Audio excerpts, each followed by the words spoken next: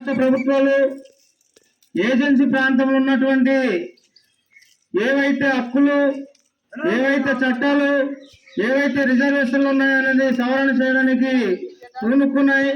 కాబట్టి 13వ తారీఖున జరుగుతున్నటువంటి ఈ ఎన్నికలకు సంబంధించి మన ఉద్యమ నేత గిరిజన ముద్దుబిడ్డ పాసిపెంట అప్పలరాజు గారు ఎంపీ అభ్యర్థిగా మనం పంపించి మన యొక్క హక్కులు చట్టాలు కాపాడాలనేసి మీ అందరికీ విజ్ఞప్తి చేస్తున్నాం.